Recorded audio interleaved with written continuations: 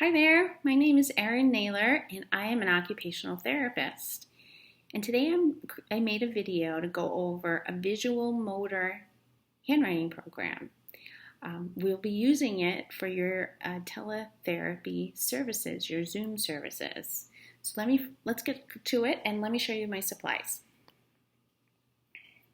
Okay, the first supply I have is a glue stick. I like just simple paste stick. The next one I have is a pencil. I have just a regular Fiskars scissors, kid friendly. I have some crayons. And the last supply I have is a little bit unusual. It is a hole puncher. I particularly like this hole puncher opposed to like the ones that you grasp like that. It's easier to use for little hands.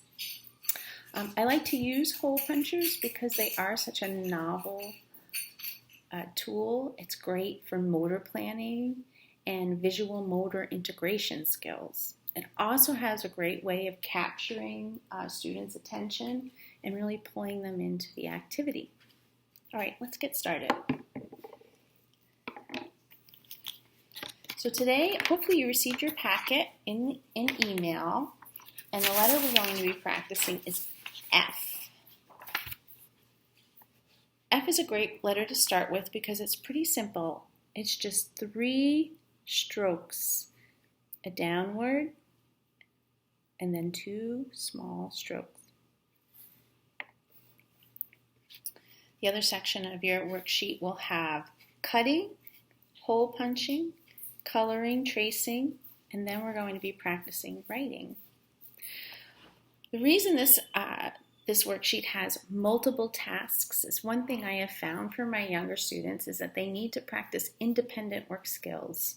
So as we progress through the program, I'd like to see them develop that independence of figuring out what's next. So having that routine with a regular program can be really helpful. All right, let's get started. So the first step is cutting. Now, there's purposely little thumbprints on the top of the page. This is to help remind students to put your thumb up at the top.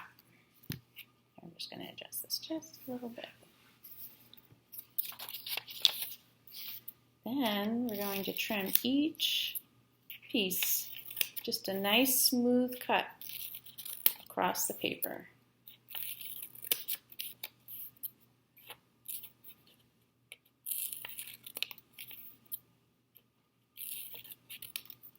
That's just an extra piece, so I'll put that aside. Oh, I forgot the first important step.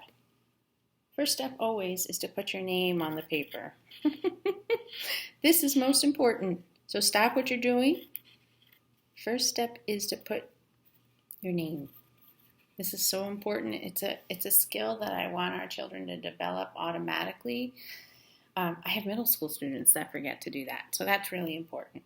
All right, back to work. So next thing we're going to be doing is dividing, and we're going to be dividing between F's and not F's. So we're going to just simply sort.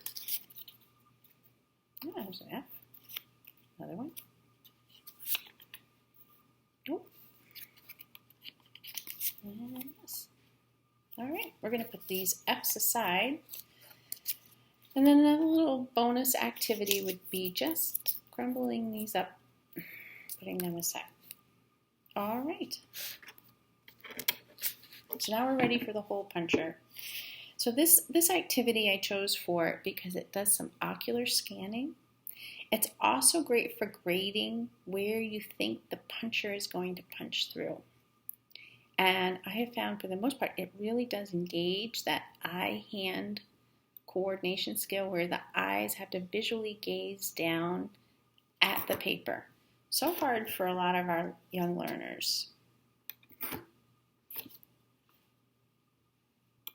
just going to go through the paper. I'm doing pretty well so far. Some of my friends like to hole punch the frogs. That always makes me giggle, I'll be honest. If that happens, I usually don't fight it and just think, okay, more practice for you then.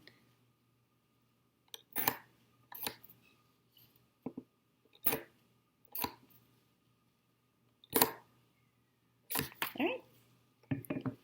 Our next step is going to be coloring. Now, just a word of advice for crayons. Small crayons for small hands.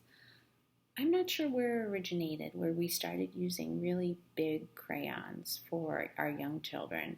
I equate it to like if somebody handed me one of those giant pencils and I was expecting to write or color or use it, you fatigue really easy. Well, proportionately, we want to use small crayons. This is a nice size.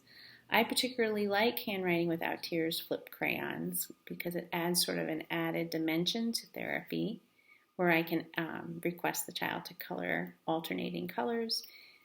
And this flipping motion is a great way. It's called transition. And it's just showing better pencil or crayon control.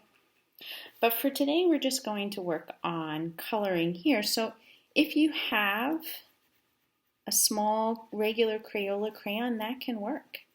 And you want your child, you really want to encourage them to have a tiny little, what we call a tripod grasp. It's just these 3 fingers. The first one is we're going to color around the frog. What I want children to cue in is where to start their pencil and hop up. This is a lot like making an F, but we're making a rectangle. You may want to switch out for a pencil, and you're going to start with the frog and make a big line down, jump up, little line, little line. All right, here's your chance. Big giant F. Jump up, little line, little line. It's not a bad idea if you want to practice using different colors. Just that rote practice to help improve motor memory.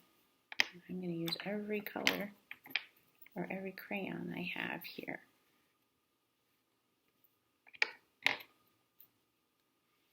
Here we go. All right, now we're ready to do some pasting. Here we're just going to be simply pasting the letter to make the word.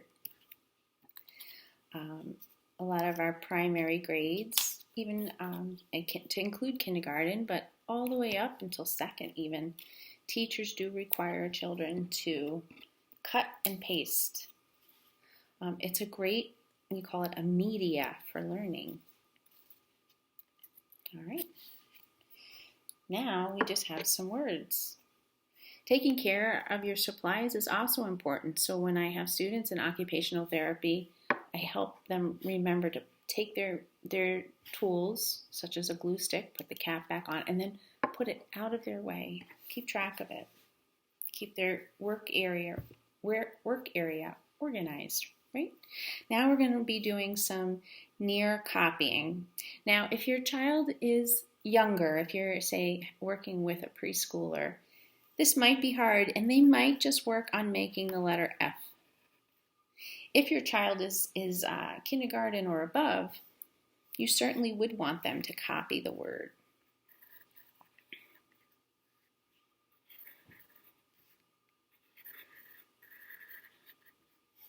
We're making capital F's today. This is the capital program. So every word is going to begin with a capital F. Fluffy.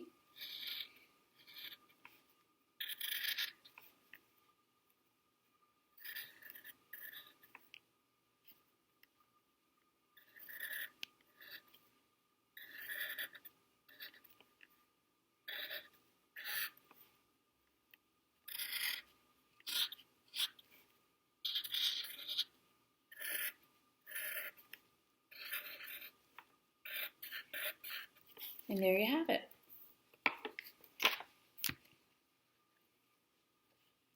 This is a great way just to practice. And each week we'll be doing at least a couple letters.